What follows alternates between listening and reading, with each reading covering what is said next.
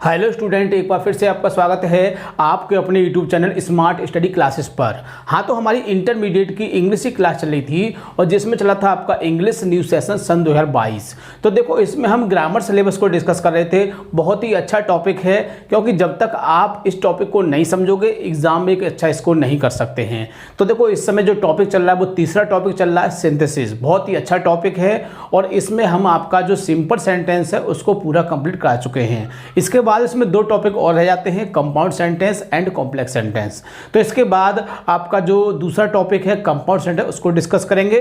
उसको बड़े ध्यान से समझना, जैसा आपने सिंपल को समझा है सेम कंडीशन उसको भी हम वैसा ही समझाएंगे। यानी कि पहले रूल लिखाएंगे, उसके बाद एग्जाम्पल, उसके बाद फिर एक्सरसाइज, ताकि टॉपिक आपकी समझ में ठीक प्रकार से आ सके। ठीक है, तो वीडियो को पूरा देखा करें ताकि अच्छी तरह से टॉपिक समझ में आ जाए करे। आज की वीडियो आपके लिए बहुत ही महत्वपूर्ण होने वाली है, क्योंकि आज हम इसकी एक्सरसाइज को डिस्कस कर रहे हैं। क्योंकि हमने आपको बताया था कि जब हमारे 4 टॉपिक कंप्लीट हो जाते हैं तो हम उसकी एक एक्सरसाइज को डिस्कस करते हैं। तो आज के वीडियो में हम उसकी एक्सरसाइज को डिस्कस करेंगे। यानी कि टोटल हमने 12 वाक्य लिए हैं और जिनको हम बताएंगे कि किस तरह से आप इनको सिंपल कर सकते हैं। हो सकता है कि एग्जाम में, यानी कि 2022 में हो सकता है कि इन्हीं में से आपको एक वाक्य देखने को मिल जाए। इसलिए आप इनको बड़े ध्यान से समझोगे और अच्छी तरह से इसकी प्रैक्टिस करोगे ताकि आपकी समझ में आ सके। ठीक है, तो जो विद्यार्थी चैनल पर नए हैं वो चैनल को सब्सक्राइब कर लें, बेल आइकन प्रेस कर लें, ताकि आगे आने वाली वीडियो का नोटिफिकेशन आपको आसानी से प्राप्त हो सके। ठीक है, तो ज़्यादा समय ना वेस्ट करते हुए चलते हैं अपने टॉपिक की ओर। क्लास 12th इंग्लिश, यानी कि 12th क्लास की इंग्लिश की क्लास चल रही थी और जिसमें चला था आपका इंग्लिश न्यू सेशन सन 2022। तो इसमें हम ग्रामर सिलेबस को डिस्कस कर रहे थे। ठीक है, तो ग्रामर सिलेबस बहुत ही अच्छा सिलेबस है और इस समय जो टॉपिक चल रहा है वो चल रहा है आपका सिंथेसिस ऑफ द सेंटेंसेस, यानी वाक्यों का संश्लेषण। यानी कि एक साथ आपको 2 या 2 से अधिक वाक्य दिए होते हैं। यानी कि 2 हो सकते हैं, 3 हो सकते हैं, 4 भी हो सकते हैं, लेकिन आपको घबराना नहीं है, उनको ठीक से समझना है। और मैंने आपको हर तरह से बताया है कि जब 2 वाक्य दिए हों तो किस तरह से उसका सिंपल करते हैं, 3 दिए हों तो कैसे करते हैं और 4 हो तो कैसे करते हैं। और यदि 5 भी वाक्य आ जाते हैं तो भी आप उसको आसानी से कर सकते हैं, क्योंकि हमने इसको आपको एक तरीका बताया था। यदि आपने उस तरीके को फॉलो किया तो आप किसी भी वाक्य को सिंपल में बदल सकते हैं। और हम आपको बता देते हैं कि एक वाक्य आपको एग्जाम में जरूर मिलेगा, यानी जिसके लिए आपको 2 नंबर दिए जाएंगे। इसलिए आपको इस क्वेश्चन को बड़े ध्यान से समझना है। ठीक है, तो डिस्कस करते हैं एक्सरसाइज को। तो हमने आपको बताया था टोटल हमारे कितने हैं, 12 वाक्य दिए हैं और इनको बड़े ध्यान से समझना है। हो सकता है कि इन्हीं में से आपको सन 2022 में एक वाक्य देखने को मिल जाए और आप उसे आसानी से कर सकें। तो देखिए, हम आज जो डिस्कस कर रहे हैं एक्सरसाइज में कौन कौन से टॉपिक लिए गए हैं एक बार बता देते हैं आपको। यानी कि इसमें नॉमिनेटिव एब्सोल्यूट द्वारा सिंपल, एडवर्ब द्वारा सिंपल, एडजेक्टिव और कंजक्शन, यानी कि 4 टॉपिकों को इसमें लिया है हमने। क्योंकि हमने आपको बताया था कि पहले जो शुरुआत के 4 कराए थे उसकी एक्सरसाइज हमने आपको करा दी, अब इन 4 की एक्सरसाइज करा रहे हैं। ठीक है, ताकि आपकी समझ में अच्छी तरह से आ सके। इसके बाद हम इसकी एक मिक्स एक्सरसाइज कराएंगे, यानी कि जितने भी 8 प्रकार के नियम हमने आपको बताए हैं और उसमें हम उन वाक्यों को लेंगे जो आपके पीछे एग्जाम में आ चुके हैं, जिससे कि एग्ज़ाम में क्या होता है कि ज़्यादातर सेंटेंस रिवाइज हो जाते हैं। हो सकता है कि उनमें जो नाम बदल देते हैं, जैसे कि कहीं रमेश है तो हो सकता है कि वहाँ दिनेश आ जाए, दिनेश है तो रमेश आ जाए, ठीक है ना, मुकेश है तो राहुल आ जाए। इस तरह से नाम चेंज हो जाते हैं, लेकिन जो सेंटेंस की कंडीशन होती है, जो बनाने का तरीका होता है, वो नहीं बदलता है। ठीक है, इसलिए आपको सिर्फ तरीके पर ध्यान देना है। ठीक है, तो शुरू करते हैं। तो हमने आपको बताया था केवल 12 वाक्य दिए हैं और वन बाय वन को आपको हम समझाएंगे। तो देखो, हमने इनको सीरीज में लिखा है, यानी पहले जो वाक्य लिखे हैं हमने किसके लिखे हैं, नॉमिनेटिव एब्सोल्यूट के, और फिर लिखे हैं हमने एडवर्ब के, फिर एडजेक्टिव के और फिर कंजक्शन के। ठीक है ना, इसलिए हमने इस पर इंडिकेट नहीं किया है। बट आपको इतना ही याद रखना है कि एग्जाम में जो भी वाक्य दिया होगा उसमें आपसे ये नहीं कहेगा कि पार्टिसिपल से बनाइए सिंपल, या एडजेक्टिव से बनाइए, या फिर एडवर्ब से बनाइए, या फिर जीरेंट से बनाइए। ऐसा कुछ नहीं कहेगा, आपसे सिर्फ यही कहा जाएगा कि वाक्य को आपको सिंपल करना है। ठीक है, तो शुरू करते हैं। सबसे पहला वाक्य देख लेते हैं क्या कहता है।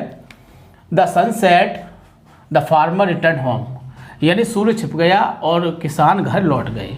हमको क्या करना है, नॉमिनेटिव एब्सोल्यूट द्वारा बनाना है। तो देखो, हमने आपको बताया था कि जब नॉमिनेटिव एब्सोल्यूट में केवल 3 रूल होते हैं। कितने होते हैं, 3 रूल। यानी एक रूल क्या होता है कि वाक्य में वर्ब की सेकंड फॉर्म दी हो। दूसरा रूल क्या होता है कि यदि आपकी जो टू बी की फॉर्म होती है वाज वर्ब वो दी हो, और तीसरा होता है कि यदि वाक्य पैसिव दिया हो। ठीक है, तो तीनों कंडीशन मैं आपको बता देता हूं। और इसमें आपको वर्ब की सेकंड फॉर्म दी हुई है, और जब सेकंड फॉर्म दी हो तो हम सब्जेक्ट के बाद हैविंग का प्रयोग करते हैं। किसका प्रयोग करते हैं? हैविंग का। रूल आपको याद रखना है ताकि एग्जाम में आप इसको कर सकें। तो किसका प्रयोग करेंगे? हैविंग। और हैविंग के साथ आती है वर्ब की थर्ड फॉर्म। तो बनाते हैं इसका। सबसे पहला वाक्य है आपका द सन, और क्या लगा देंगे इसमें? हैविंग। और सेट की तीनों फॉर्म सेम होती हैं तो सेट ही रहेगा, और इसमें फिर दूसरे वाक्य को कॉमा के द्वारा जोड़ देते हैं तो हो जाएगा द फार्मर रिटर्न्ड होम। बताओ कोई दिक्कत? बहुत ही आसानी से सिंपल हो सकता है। दूसरा वाक्य देखते हैं, द लेटर वाज गिवन, यानी कि वाज आ गया और यहाँ पर गिवन आ गया, यानी कि वर्ब की थर्ड फॉर्म। और वाज वर्ब के साथ हमेशा वर्ब में क्या आती है? आईएनजी आती है, और इसमें क्या आ गया? Third form. तो जब थर्ड फॉर्म आ गई है तो क्या हो गया? ये हो गया हमारा वाक्य, क्या हो गया? पैसिव। और पैसिव के लिए हमने क्या बताया था? हैविंग बीन के साथ वर्ब की थर्ड फॉर्म का प्रयोग करते हैं। तो बनाते हैं इसको भी। सेकंड सेंटेंस है आपका द लेटर हैविंग बीन, और थर्ड फॉर्म आ जाएगी आपकी गिवन टू मुकेश, और कॉमा लगा के दूसरे वाक्य को लिख देंगे मुकेश वाज ग्लैड।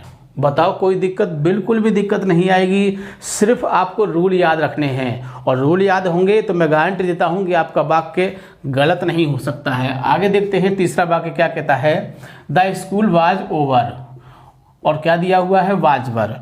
तो इसमें थर्ड फॉर्म तो है नहीं, वाजवर दिया हुआ है, तो सीधी सी बात है कि हम वाजवर को क्या करेंगे? बीइंग में बदल देंगे। तो बना देंगे इसको द स्कूल बीइंग ओवर। ठीक, अब दूसरा वाक्य लिख देंगे कॉमा के द्वारा, the teacher left the class. ठीक, आगे देखते हैं चौथा वाक्य क्या कहता है, द ट्रेन अराइव्ड, यानी कि जो हमारे तीन रूल थे कौन कौन से वाले? नॉमिनेटिव एब्सोल्यूट वाले, वो समाप्त हो चुके हैं, और आगे बनाएंगे हम एडवर्ब द्वारा।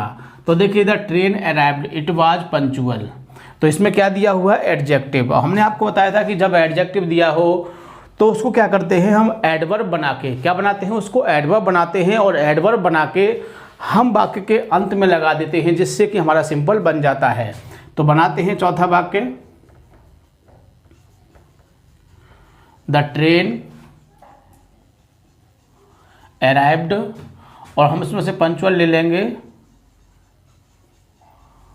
पंक्चुअली कर देंगे इसको। ठीक, बताया था ना कैसे बनता है एडवर्ब, यानी कि या तो एल वाई लगा दो, या ए डबल एल वाई लगा दो, या ए एल वाई लगा दो। तीन ही तरीके होते हैं, इनको हम पहले डिस्कस कर चुके हैं।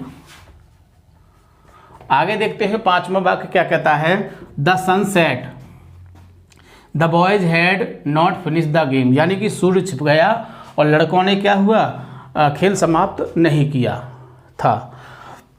तो हमें किससे बनाना है? हमें इससे ही बनाना है, आपका एडवर्ब से बनाएंगे। तो इसमें दूसरे वाक्य को पहले लिखेंगे, the boy had not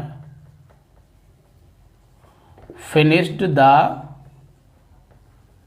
game, और इसमें हम इसको बाई के द्वारा जोड़ देंगे और आर्टिकल को हटा देते हैं। ये बात हम आपको बता चुके हैं, बाई सनसेट।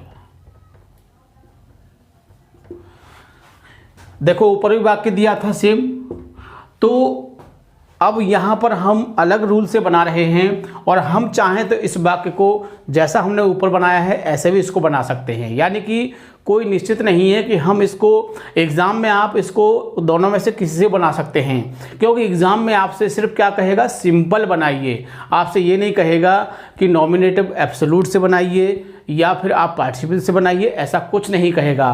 और यदि इस तरह से कहा जाता है तो फिर आपको उसी रूल को फॉलो करना होगा जिससे वो कहेगा। आगे देखिए छठा वाक्य देख लेते हैं, डू दिस वर्क, यानी इस काम को करिए, there should be no delay. तो हमको डिले शब्द इसमें दिखाई दे रहा है, और हमने आपको बताया था कि जब ऐसी कंडीशन हो, क्योंकि सेंटेंस को देखते ही हम पहचान जाते हैं, यदि आपने रूल को ठीक से याद किया होगा, बढ़िया तरह से याद किया होगा, तो आप सेंटेंस को देखते ही पहचान जाएंगे कि ये वाला सेंटेंस तो हमारा इस रूल से बनेगा, इस सेंटेंस में इस रूल का प्रयोग होगा, सेंटेंस की कंडीशन से ही।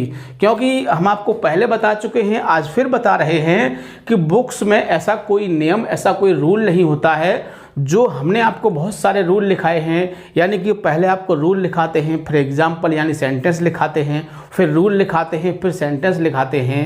लेकिन बुक्स में ऐसा कोई नियम नहीं है कि पहले रूल लिखा हो फिर सेंटेंस लिखा हो। बुक्स में केवल आपको सेंटेंस ही दिए होते हैं, बट हम आपको समझाने की दृष्टि से, यानी कि आपकी समझ में ठीक प्रकार से आ जाए, इसलिए हम अपनी तरफ से रूल, एक नियम बनाते हैं, अपना एक तरीका है ताकि आपकी समझ में आ सके। तो आगे चलते हैं, छठा वाक्य देख लेते हैं, डू दिस वर्क, और इसमें क्या दिया हुआ है, डिले। तो हमने आपको बताया था, एक रूल लिखाया था कि जब डिले शब्द आ जाए तो हम उससे पहले विदाउट लगा देते हैं। क्या लगाते हैं, विदाउट। तो ये तो चीज़ें आपको याद रखनी होंगी, ठीक। तो बनाते हैं इसको, do this work without delay.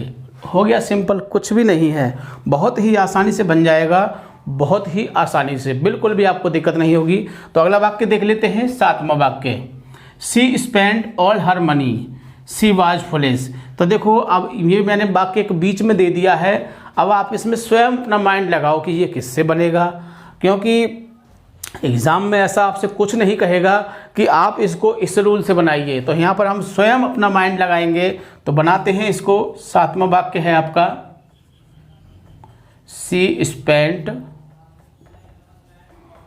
All her money, और देखो यहाँ पर हमें फुलिश शब्द दिखाई दे रहा है, क्या है, ये हमारा एडजेक्टिव है, तो इसका एडवर्ब बनाएंगे। तो क्या लगाएंगे लास्ट में, एल वाई लगा देंगे, फुलिशली, यानी कि उसने अपना जो पैसा था सारा मूर्खतापूर्ण खर्च कर दिया। आगे देखिए, आठवां वाक्य क्या कहता है, the teacher was absent the boy did not work, यानी कि जो अध्यापक थे कैसे थे, वो अनुपस्थित थे। तो देखो हमको बाजवर दिखाई दे रहा है, तो हम इसको नॉमिनेटिव एब्सोल्यूट से बना देंगे, ठीक है। द टीचर बीइंग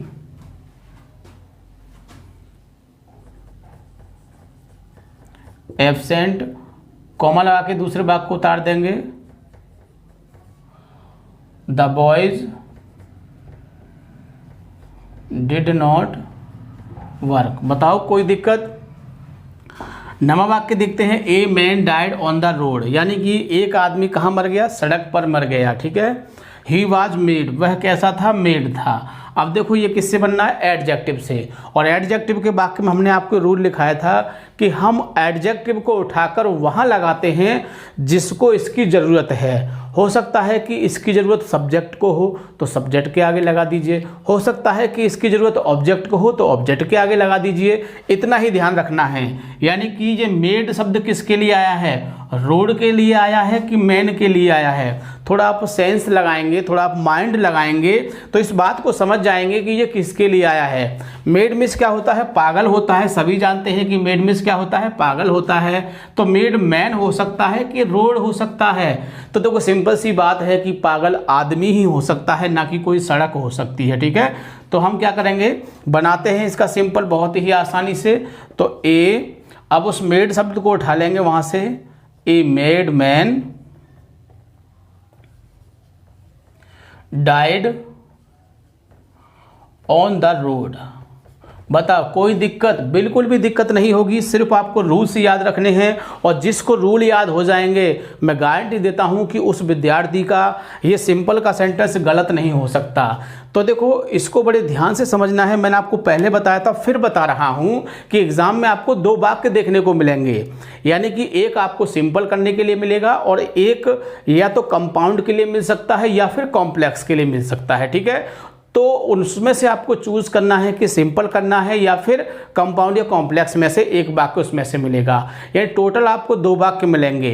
तो यदि आपने सिंपल सेंटेंस को भी ध्यान से समझ लिया, बड़ी अच्छी तरह से सीख लिया, और मैं बता चुका हूँ कि इसके टोटल रूल मेरे हिसाब से 20 होते हैं, 20 रूल होते हैं। 20 रूल मान लीजिए, यदि आपने 20 रूलों को अपने दिमाग में रख लिया, 20 रूल के मान लीजिए 20 वाक्य मान लीजिए अपने दिमाग में रख लिया, तो एक वाक्य आपको एग्जाम में 100% मिल जाएगा, जिसको आप आसानी से चेंज कर सकते हैं। ठीक है, तो बहुत ही आसानी से हो जाएगा।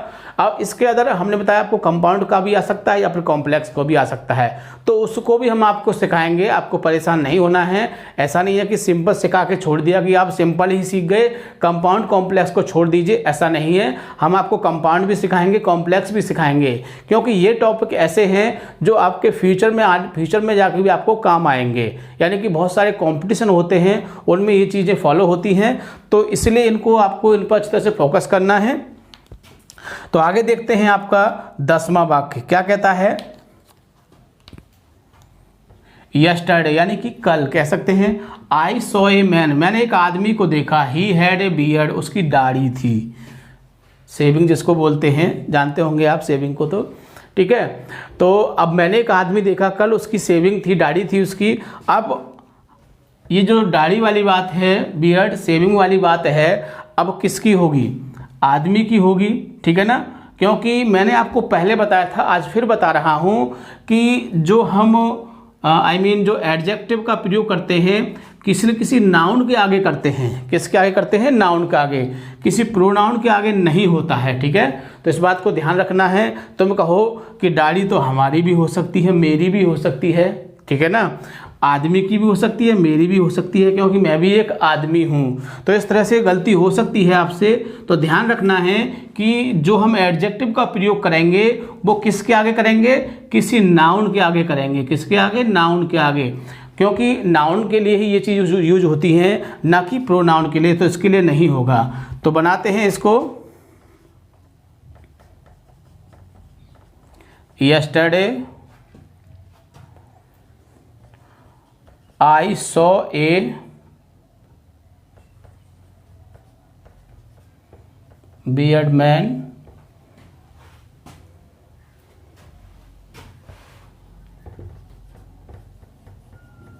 bearded man। 11वां वाक्य देखते हैं क्या कहता है।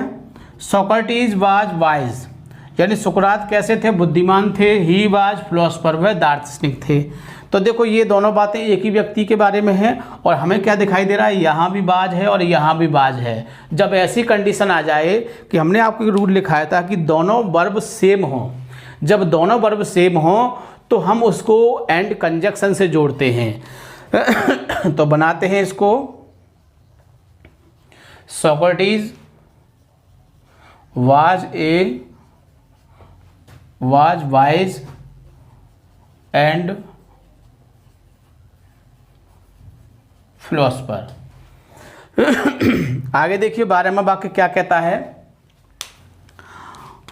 रमेश लेफ्ट हिज जॉब, यानी रमेश ने अपनी नौकरी छोड़ दी। ही वेंट टू आगरा, वह आगरा चला गया। तीसरा वाक्य भी है, देख लो। He wanted to start his own business, वह अपना स्वयं का व्यापार शुरू करना चाहता है। अब 3 वाक्य हैं आपके सामने। कितने वाक्य हैं? 3 वाक्य। अब इसमें क्या करना है आपको? हमने आपको बताया था कि 2 वाक्य दिए होंगे तो एक वाक्य को तो पूरा लेंगे और दूसरे वाक्य को हम कंडीशन के हिसाब से लेते हैं, जो हमने 8 आपको तरीके बताए हैं, ठीक है। अगर 3 वाक्य हो जाते हैं तो 2 वाक्यों को हम उन कंडीशन के हिसाब से लेंगे, एक वाक्य को पूरा लेंगे, ठीक है। तो बनाना शुरू करते हैं। तो पहले वाक्य को हम किससे बनाते हैं? लेफ्ट दिया हुआ है, और लेफ्ट किसकी है? लीव की सेकंड फॉर्म में है ना। तो इसको हम क्या करेंगे? पार्टिसिपल से बनाएंगे। तो इसको हम आईएनजी लगा देंगे फर्स्ट फॉर्म में। लीविंग हिज जॉब, यानी रमेश ने अपनी नौकरी छोड़ दी। ही, अब ही किसके लिए? रमेश के लिए। तो हम इसको चेंज कर सकते हैं। ही की जगह क्या लगा सकते हैं हम? रमेश। तो रमेश लगा लेंगे। रमेश वांटेड